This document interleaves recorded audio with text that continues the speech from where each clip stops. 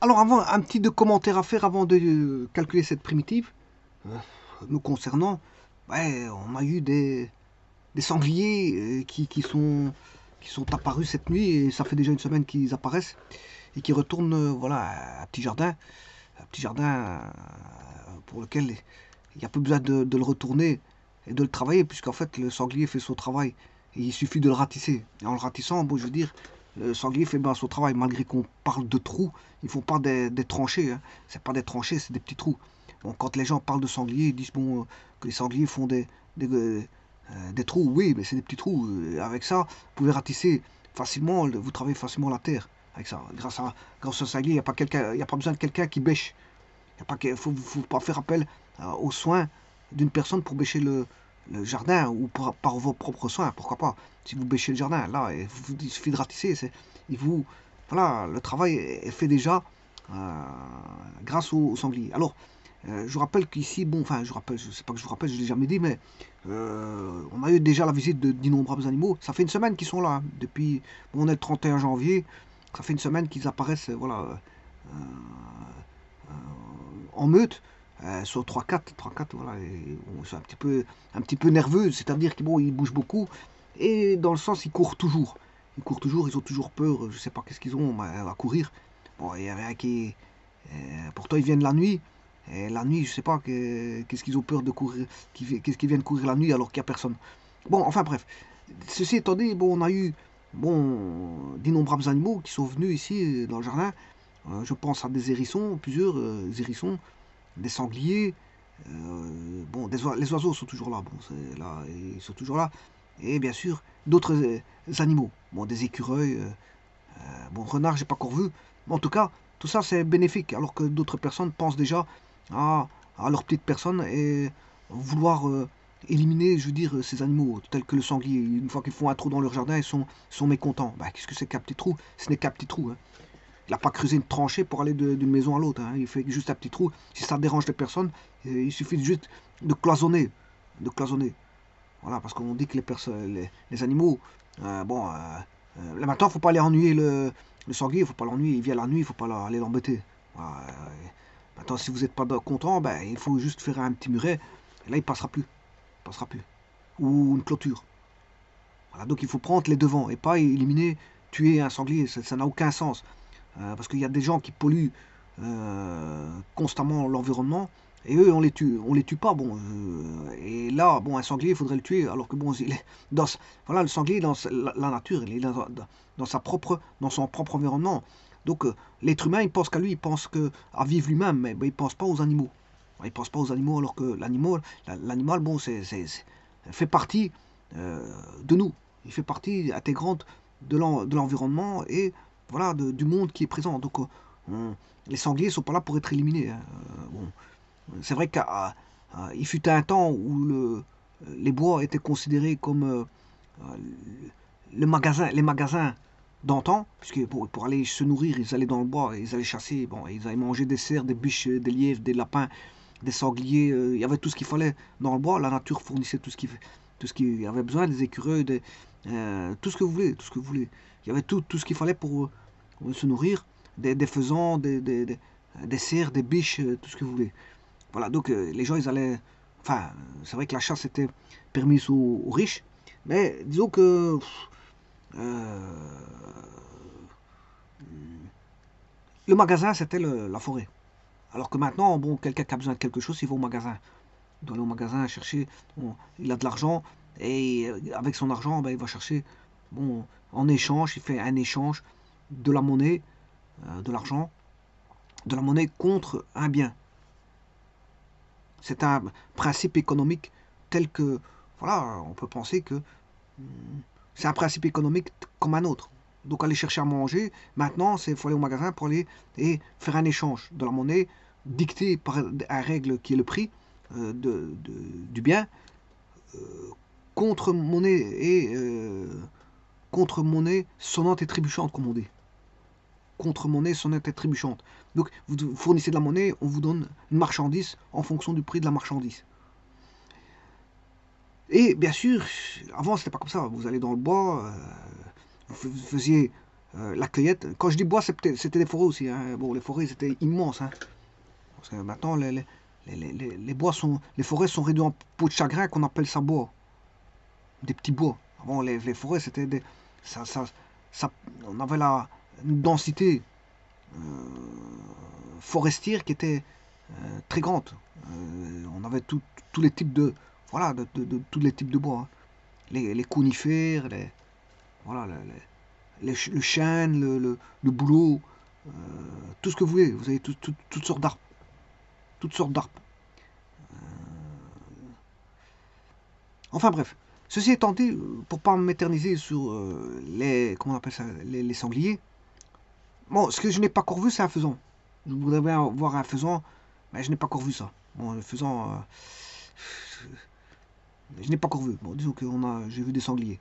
Bon, ceci étant dit, on a, si je pose U égale ln de x, alors ln de x, c'est une fonction qui est strictement positive. Je m'excuse, non. ln de x, elle est négative et positive. Elle est négative et positive, oui. Voilà. Avec une asymptote en x égale 0. Voilà. Pas confondre avec e de x qui, elle, est positive. Voilà, là, elle est positive. Et les deux fonctions sont deux fonctions réciproques avec la fonction identité qui est voilà, l'axe de symétrie orthogonale. Voilà, on passe de y égale x à x égale y.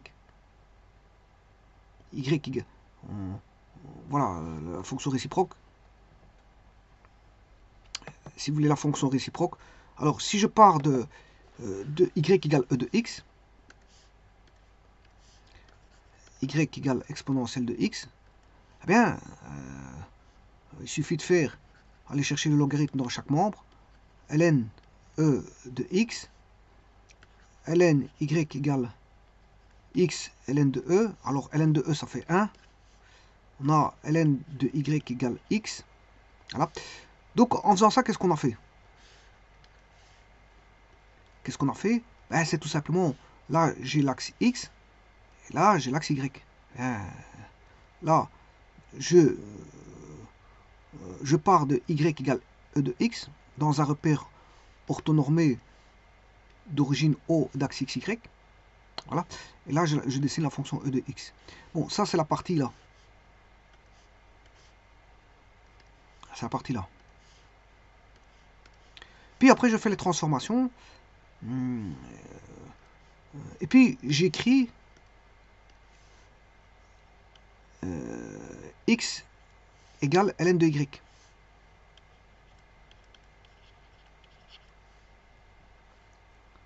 Donc, x vaut ln de y. Maintenant, si vous voulez la bonne écriture, parce que là, vous aurez comment? Dans quel repère? Pas dans ce repère-ci. Hein. Vous allez l'avoir dans un repère x, y en faisant ça. L'écriture là, c'est dans un repère x, y. Alors, pour mettre dans le bon repère, dans le repère y, x, vous devez changer le y égale ln de x. Et là, vous êtes dans le nouveau repère. Bon, bien sûr, vous allez avoir la fonction comme ceci. Et donc, il suffit de faire une symétrie orthogonale par rapport à l'axe, ici, qui est la fonction identité, y égale x. C'est la bisectrice de l'axe du système d'axe OXY, passant par le premier et quatrième cadran. Troisième. Premier et troisième cadran. Voilà. Donc, ln de x peut être négatif. Donc, ici, est-ce que c'est bon?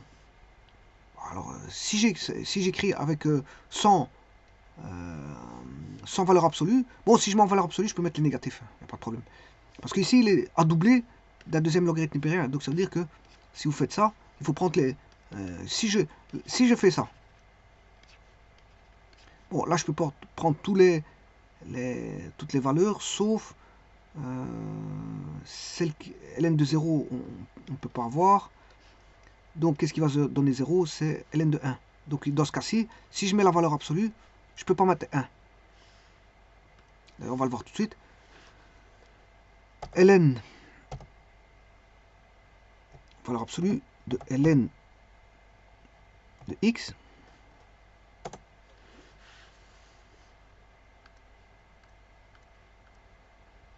Alors, on peut pas mettre 1 parce qu'il est une asymptote verticale. X égale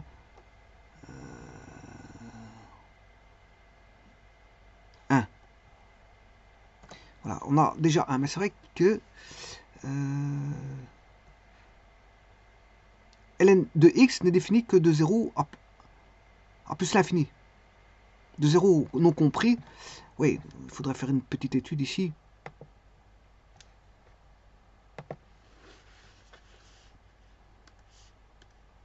Ln de x. Bon, le x, il est strictement positif. Bon. Mais, après, le ln de x, lui, peut-être, il appartient à R. Si vous regardez la fonction ln, la voici. La sortie, les y, c'est dans R. La sortie, c'est dans R. Voilà. Donc, le problème, c'est que il y a un deuxième logarithme népérien. Et le deuxième logarithme népérien, vous devez mettre que les valeurs dans R+. R+, bien sûr, 0. Donc, ça veut dire qu'ici, il faut restreindre. ln de x, il faut restreindre les valeurs. Alors, si maintenant, vous mettez en valeur absolue de ln de x, les négatifs vont passer positifs.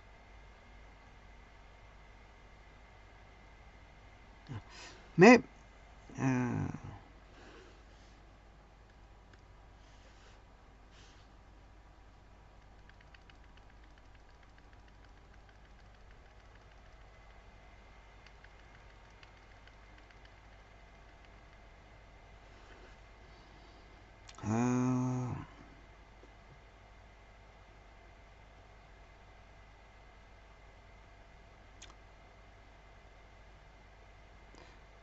alors, je vais mettre ln de x en valeur absolue.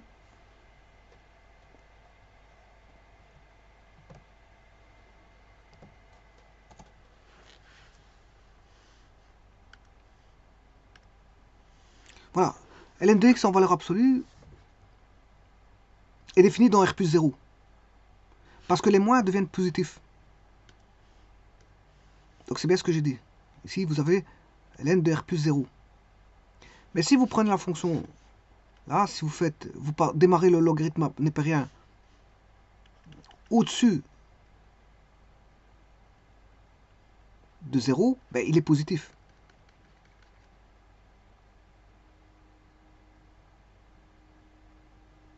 Le logarithme sera positif. Donc, le logarithme d'un nombre positif va donner un nombre positif. Maintenant, si je prends le négatif, je prends en valeur absolue, je peux prendre, mais le problème c'est qu'il est compris entre, ici c'est compris entre 0 et 1. Donc, quand je vais prendre le ln, il sera compris aussi entre 0 et 1.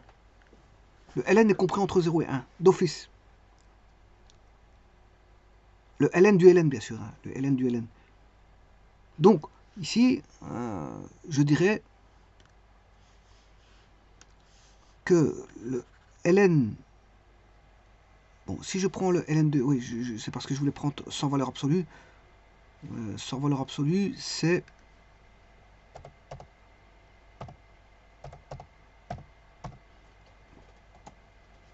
ceci.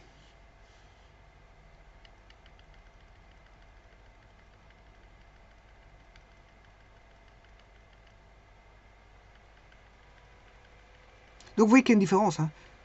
Avec valeur absolue, je peux prendre de 0 à 1. Et sans valeur absolue, je ne peux pas prendre de 0 à 1.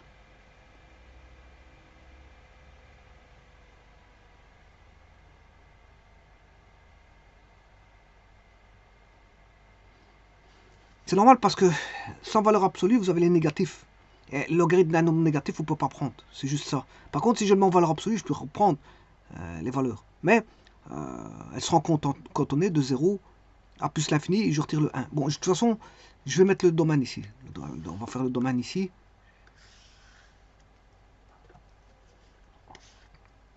Parce que travailler avec l'un ou l'autre, c'est pas les mêmes fonctions. Enfin, c'est les mêmes fonctions, mais il y en a une qui est plus... Elle est restreinte. Une est restreinte. Alors laquelle qui est restreinte? Ben, c'est celle-ci.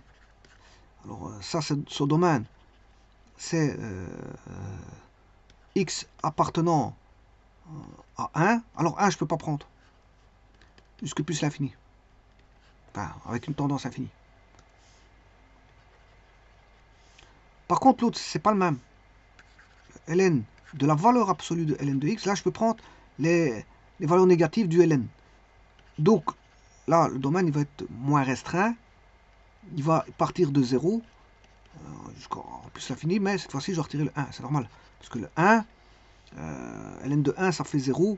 Ln de 0, ça n'existe pas. Pour le second Ln, si vous mettez 1 ici, on aura Ln de 0, 1, ça fait 0. Mais après, vous avez Ln de 0, ça n'existe pas. Alors, voilà pourquoi on enlève le 1. Alors, dans l'autre, je l'ai déjà enlevé, le 1.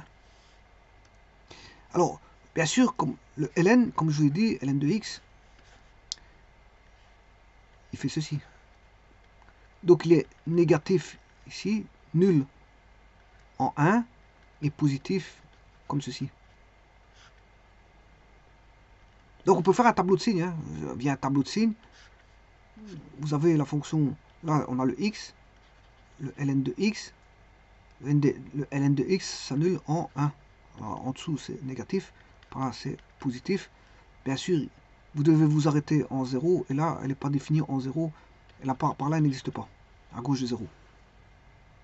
Et donc, le second logarithme, ben, si vous ne mettez pas de valeur absolue, je prends celui-ci, ben, de 0 à 1, il est négatif, on ne peut pas prendre, et en plus, on ne peut pas prendre le 0. Donc, vous prendrez de 1 jusqu'à plus l'infini, mais ne pas prendre le 1. Ouais, c'est le cas là. Maintenant, si vous mettez la valeur absolue, bon, la valeur absolue aura tendance à faire ceci. Donc à ce moment-là, vous allez, ce qui est négatif, valeur absolue de Ln de x, vous allez rendre positif ceci. Là, vous aurez toujours en 1, vous avez, même avec une valeur absolue, vous allez avoir 0, donc vous allez avoir plus plus. Donc là, je peux aller rechercher de 0, qu'on ne prend pas bien sûr, de 0 à plus l'infini, mais je retire le 1. Voilà, on va dire c'est comme ça. L'étude est là. Bon, alors maintenant, moi ce que je vais faire, ben, vous aurez compris que c'est sans valeur absolue. C'est sans valeur absolue ici. Donc elle est limitée. D'ailleurs, je veux bien mettre les parenthèses. Pour dire que c'est des parenthèses, je veux bien les arrondir comme ça, pour dire que c'est pas une valeur absolue. Bon, maintenant je peux calculer la primitive de ça.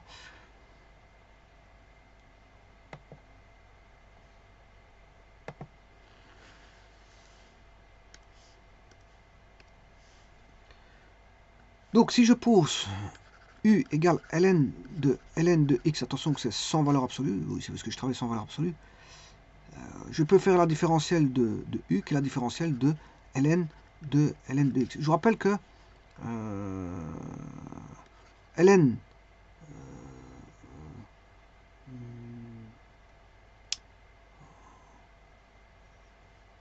ln de x dérivé, c'est 1 sur x. Voilà. Ln de f dérivé, c'est f' sur f. Donc ici, ça va être très simple, parce que je vais reprendre le logarithme ici, l'argument, ça c'est l'argument. Hein. L'argument, il va en dessous, et au-dessus, on fait la dérivée de l'argument. Or, là, on le met en dessous ici, c'est ln de x, et la dérivée de ln de x, je le mets là. Donc, ce qui veut dire que vous aurez 1 sur x fois 1 sur ln de x.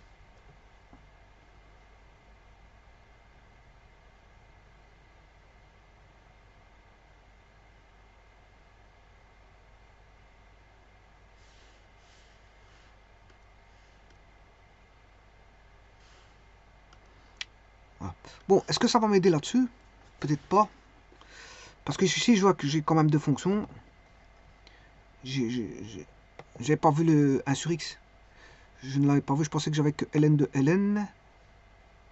Enfin bref, J'avais pas vu ce dx sur x là, j'avais pas fait attention. C'est vrai qu'il est dans l'énoncé, donc je dois prendre en compte. Alors je vais le faire par partie alors.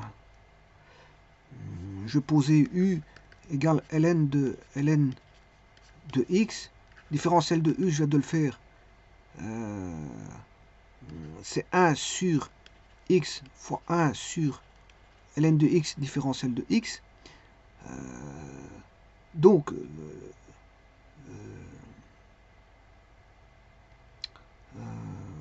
je vais prendre le v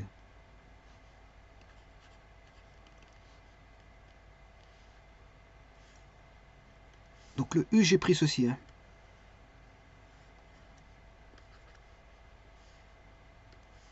Et là, je prends le dv. Donc dv, c'est dx sur x. Donc le v, c'est ln de x. Donc on aura u fois v, ln de x, sans valeur absolue, fois ln de x, moins la primitive, donc ça, je vais te faire u fois v, moins v du. Alors v, c'est 1 sur x fois 1 sur ln de x fois ln de x fois dx. On peut simplifier ces deux-là. Qu'est-ce qui va rester? C'est une histoire de ln de x. Bon, voilà. Donc on va rester ln de x différentiel sur x égale ln de x fois ln de x moins primitive de dx sur x.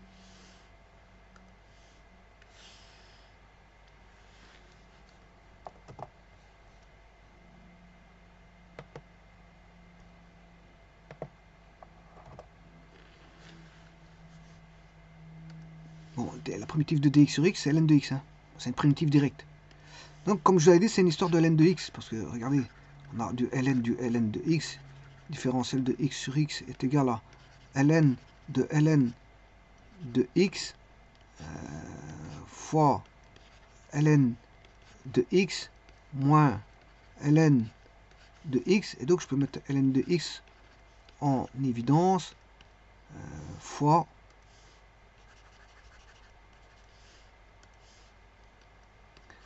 ln de x moins 1.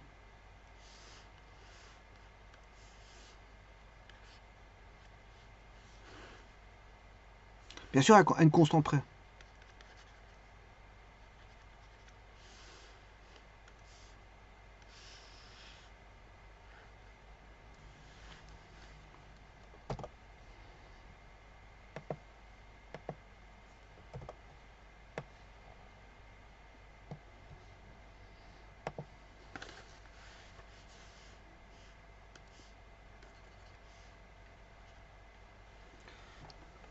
Bien sûr, je vais faire la vérification sur GeoGebra.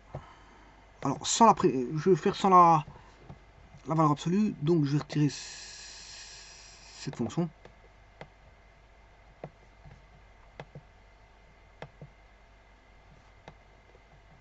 On dira qu'ici, quand on fait ln de x, c'est une saturation de ln. Bon, mais décalé à 1. Je vous rappelle la fonction ln de x, la voici. Voilà. C'est une saturation, on fait un ln sur un ln. Donc on a une courbe hellénisée, c'est-à-dire, dans le sens hellénisé, ça veut dire que bon, la fonction ln est renforcée ln. Elle est renforcée ln. Alors maintenant, on peut s'amuser. Oui, avant toute chose, avant de m'amuser, je vais faire l'intégrale. Parce que c'est vrai que faut faire. J'ai oublié ici, c'est ce que j'ai oublié, c'est 1 sur x. C'est r fois 1 sur x. Parce que c'est ln de x fois 1 sur x. Voilà. Alors je vais intégrer s. Voilà, c'est bien ln de x fois ln de x moins ln de x. En gros, c'est ln de x Enfin, c'est ln de x fois ln de x moins 1, c'est bien, c'est juste. Ce que j'ai mis là, c'est bon. Ce qui est là est bon. GeoGebra distribué. Hein. GeoGebra distribue.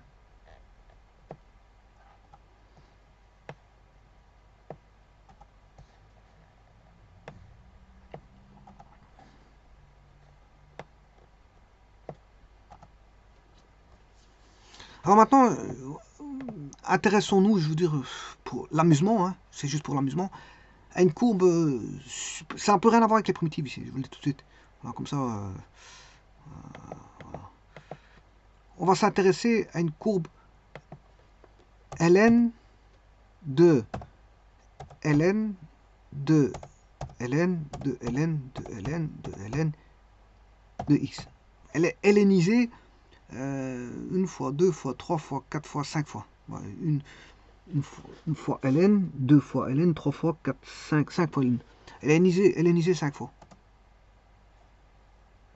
Bon, là, il l'a pas pris. Et si je fais ça, c'est un x.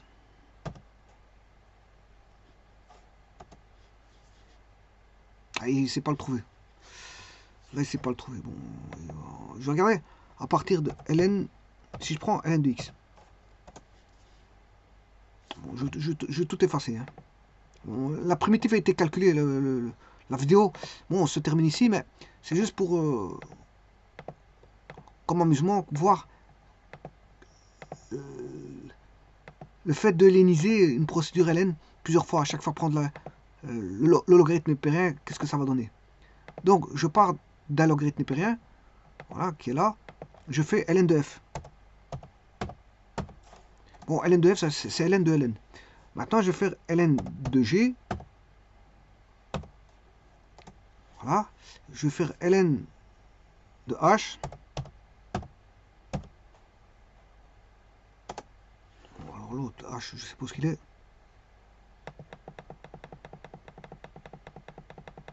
Elle est déjà plus loin. Elle est ici.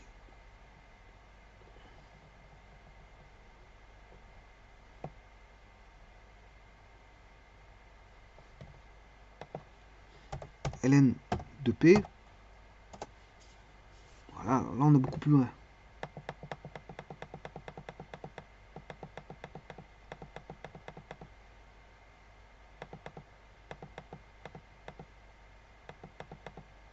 Je ne sais même pas où ce qu'elle est. Elle est trop loin. Non, je ne la vois pas. Non, bon, je sais pas où ce qu'elle est cette fonction Q.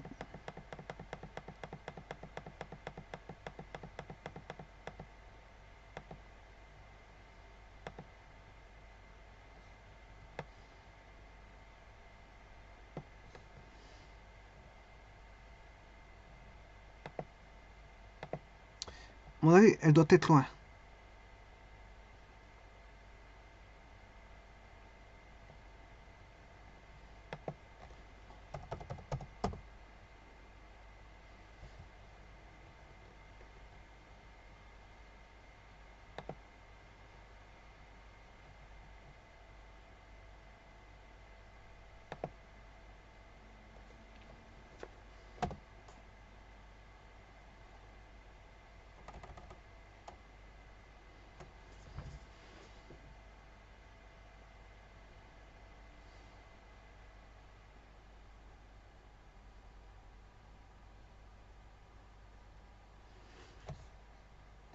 Ouais, si je regarde par rapport aux racines, à mon avis, la racine, déjà, celui-ci, le rouge, il a une racine trop éloignée.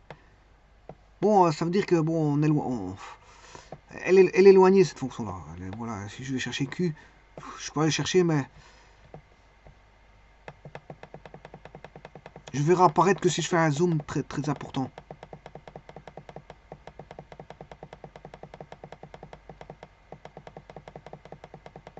Elle est vite partie, hein, au bout de 1, 2, 3, 4, au bout de 5 ln.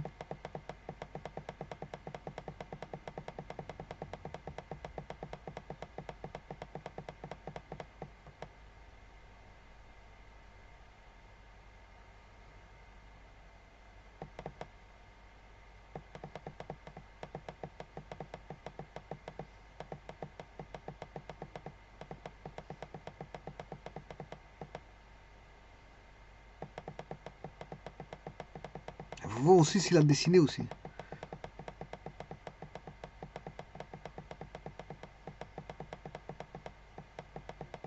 Peut-être qu'il a, il a peut-être pas réussi à la dessiner aussi.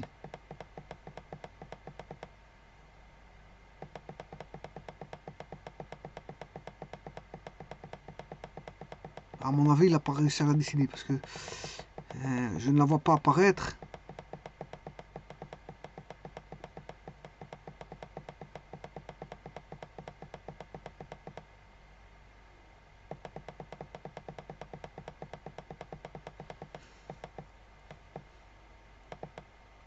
Ah, elle est là.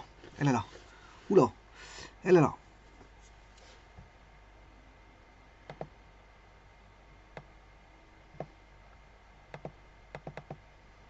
Elle est là. Bon, il m'a fallu longtemps pour la voir. Hein.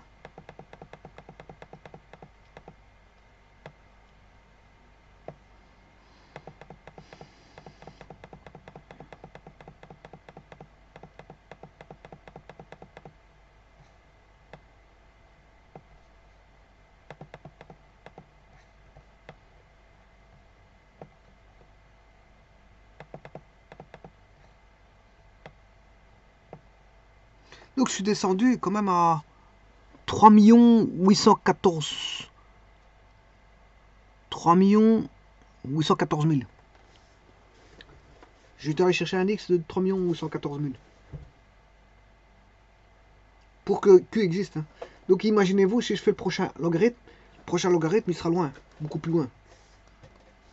Et bien sûr, GeoGebra sa fenêtre. Hein. À un moment donné, GeoGebra, il ne sait plus aller plus loin. Hein. Il est limité.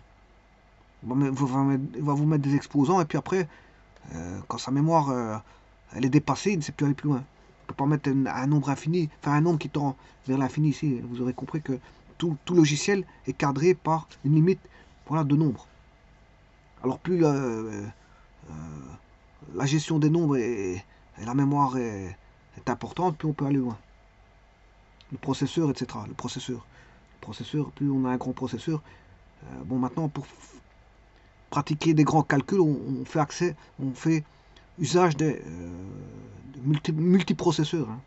C'est par des multiprocesseurs qu'on sait calculer avec des valeurs très très grandes. Voilà, on pousse les limites des nombres par de calculs multiprocesseurs. Et ici, bon, on a déjà 3 millions, bon, c'est un petit nombre, 3 millions c'est un petit nombre. C'est pour vous dire que le prochain LN, le LN de Q va être encore beaucoup plus loin. Après, à un moment donné, GeoGebra ne pourra plus dessiner parce que on aura dépassé la limite voilà, des nombres qu'impose GeoGebra. Mais ici, on n'est qu'à 3 millions. Hein. Donc, il s'est allé beaucoup plus loin, mais à un moment donné, si vous faites LN de LN de LN de LN de LN, à un moment donné, il va s'arrêter. On va dire ça comme ça. Je vous remercie.